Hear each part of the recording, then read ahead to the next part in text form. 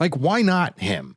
You know, he seems like he's got a lot to learn. That's why. I'm not saying starting week 1 he's going to go 17-0. What I'm saying is, why is it not feasible that he's an NFL quarterback? He played 50 games in college. He played at Clemson. He didn't play at a small school. His numbers, like that one year, I was looking him up the other night, Saturday, because we had the Cowboys and Seahawks game. So I'm going through all the scores from the week 1 of the preseason.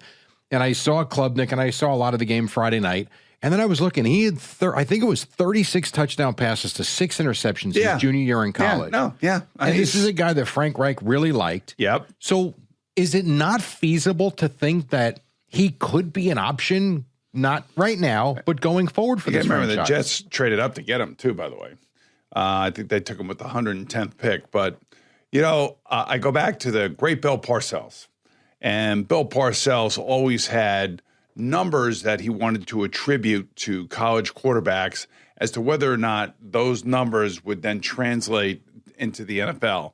And most importantly was the amount of games a guy played in college. So he's played a ton of games in college, played all 4 years at Clemson, went to Westlake High School, the same high school as Drew Brees. I mean, that is like football heaven down there in Texas. So I also think that guys like this sometimes – if you want to say they were elite when they were younger because maybe they were a little bit more mature and they were a little bit bigger than everybody else. And then when they get to college, there's a learning curve. And then there's this like entitlement thing that takes over, and I'm not saying he is because I've never met the kid, but, Frank told me he met him and he loved his attitude, loved the way that he spoke, the way that he talked about football, the way that he was able to, kind of learn things. I think they were a little disappointed when he first got here because they didn't think maybe he was really applying himself. But I think that took about a week to get out of him, and now he's competing. And he did look good. And that Garrett Wilson catch was unbelievable. Mm-hmm. So that what the Garrett Wilson catch now shows Frank is like, oh, my God, we got a number 1 wide receiver out here that we got to get the ball to. And he knew that anyway. But, I mean, it's a great start for the kid. That's all you want. I mean, you just want him to feel good about it, build his confidence. And the next game, he might go out there and crap the bed. You never know. But that's why I said Malachi Fields for the Giants and this kid for the Jets, both, I kind of lived up to some of the expectations that the coaches had for him. But again, it's preseason. I know. It's one game. Now, later on in the season, we'll know more. Once the season gets here, is whether or not they add another quarterback. Bailey Zappi was terrible. That's the kind of performance you cannot have in preseason, especially when you are a veteran quarterback.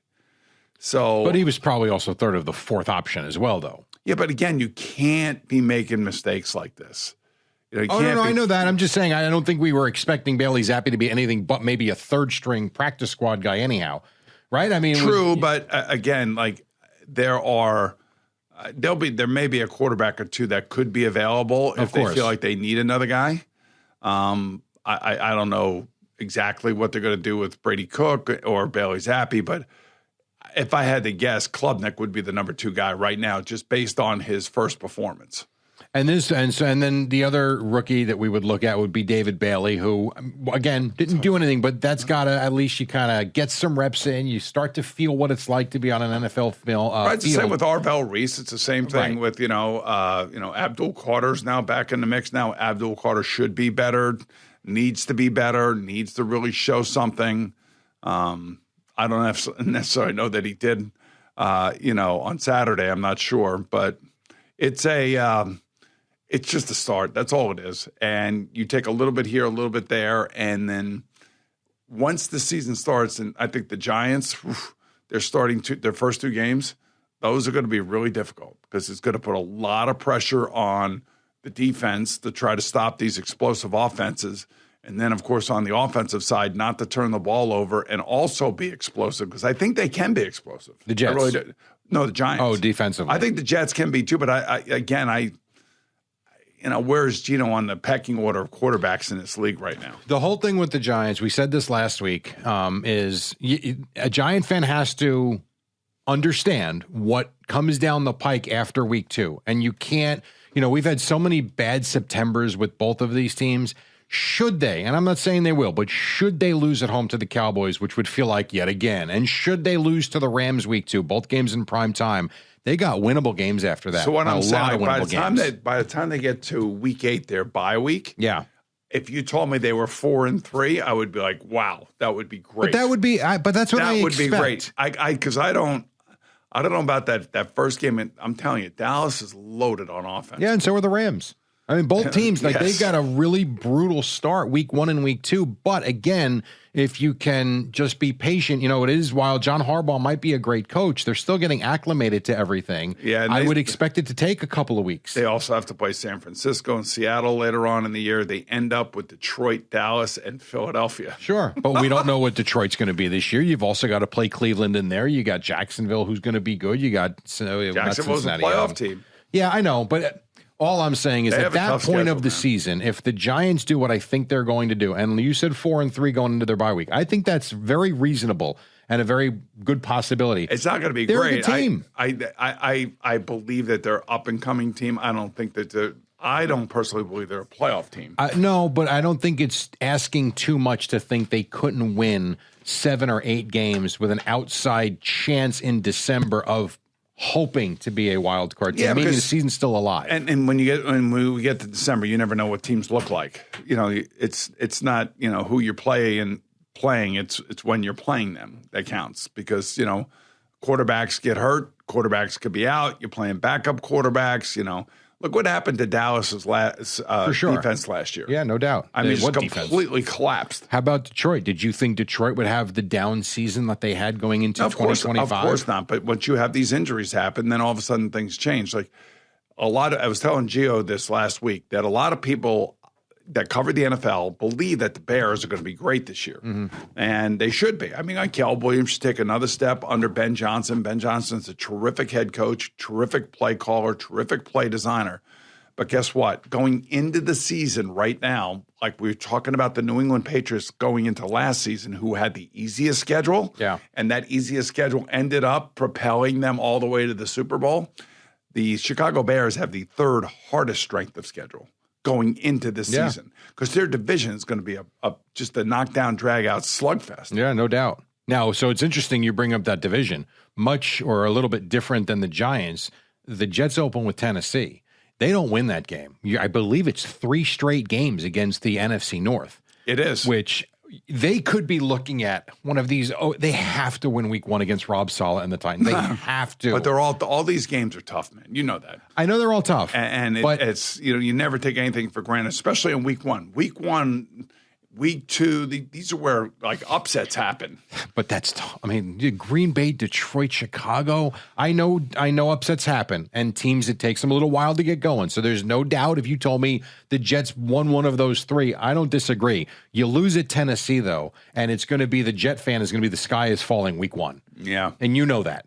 I mean, you've been around long enough with this that you're looking at those 3 games right off the bat. After that game in Tennessee, have to win the first game. True. And the other thing, too, is depending on what the quarterback situation in Cleveland is like. Did you see Al's favorite quarterback? He looked pretty good. Who's that? Deshaun Watson. Oh, okay, yeah. Deshaun Watson. I thought you were going to say Shedeur Sanders who threw an interception. No, I was not. Deshaun Watson went out there, and he led the team on 2 scoring drives. I believe he left the game up 10-0 for the time he played. And, Shedeur Sanders threw the interception at the end.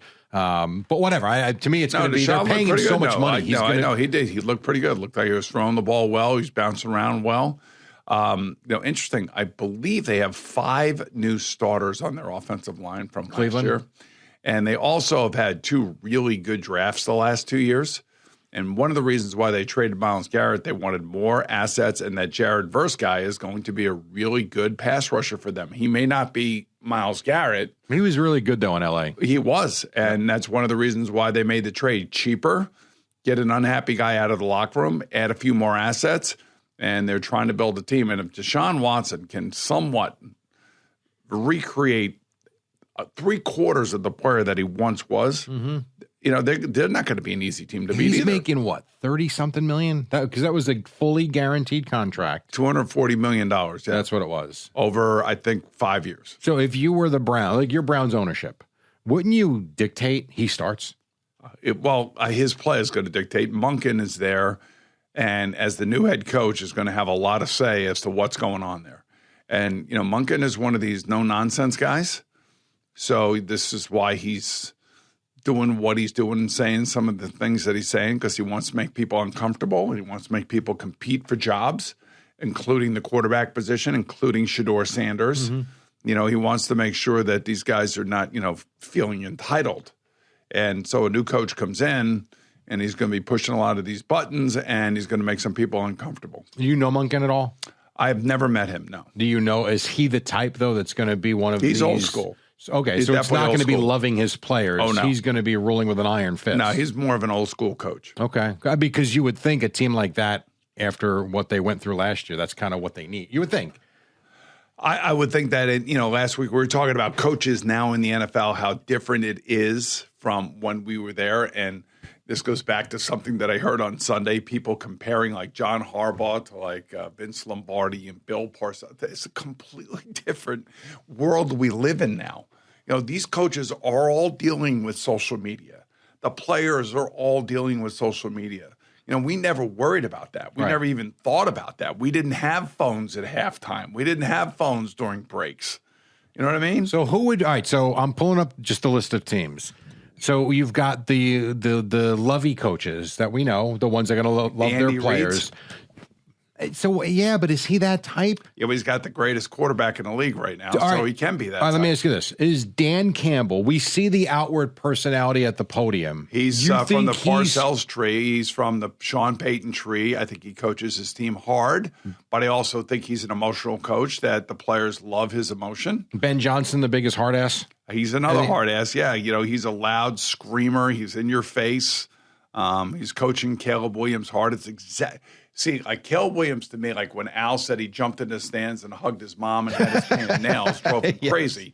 I would say Ben Johnson is the perfect coach for Caleb Williams because he's going to be on his ass. Right. And if he makes a mistake, he's going to tell him about it. You have those coaches that have those relationships. And by the way, Caleb Williams had a lot of success last year. He's got a lot of talent.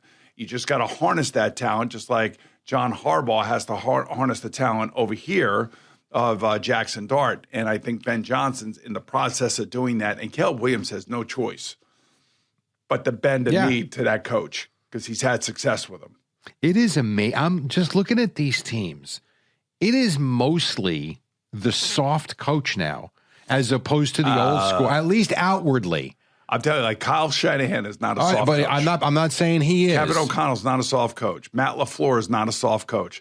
They come off maybe in their But we're comparing pressers. them to the likes of Belichick and Parcells. Right, but you can't. There's no coaches like that anymore. Well, They're that's why I brought up Ben Johnson. You don't think he's like that? I think he's like that, but in a different way. I think Parcells and probably Vince Lombardi and that era of coach. You know who these coaches remind me of today? Marv Levy. Okay. That's who they remind me of. Marv Levy. A little tough, but not crazy. Like Frank used to tell me, like his team worshipped Marv Levy. They loved him. He had some way about him. Now, they had great players in those Buffalo teams that went to all those Super Bowls and AFC championship games. But he would tell me that Marv Levy was like, you'd want to die for that guy. And, that's what you're trying to get going as a coach is that's the culture, that's the kind of players you want, and that's the kind of relationship you want from your head coach. But I just think because of today, with the social media aspect of everything and how everybody's got an opinion and the opinions are all out there for all the players to see, these coaches today have got to deal with a whole nother set of circumstances. It goes back to like what Kyle Tucker's dealing with. The fans are not being kind to him. No, they're blowing him off the field right now. Not only that, that's one thing. You could deal with that. Yeah. But just imagine, I don't know if he's on social media, but if he is and he's seeing it, then guess what? It's going to be that much worse for him mentally going to that stadium trying to get it done right. But I bet you if they get to the World Series and Kyle Tucker has breakout like playoffs, it will be worth the money they paid him. You said before he had 9 home runs on the season. Yes. I think he had 3 against the Mets in that series at Citi Field. If you remember, going back I think a month ago. And think about that, 9 home runs on the year, and he had a third of them against the Mets in one series. And that's when the Met fan was saying, why didn't we sign him? To a certain degree, yes. I do understand that. By the way, real quick, you talk about players running through a brick wall for their coach. You do have that here. That is one thing that's been a constant with all these Jet players. They have all said they would run through a brick wall for Aaron Glenn. So now it's got to change. You got to need results. Running through that brick wall leads to some wins. You certainly hope so. All right, one guy that did run through a wall or into a wall back in the day for you, that was Chris Lopresti. He's going to join us next right here on The Fan and CBS Sports Network.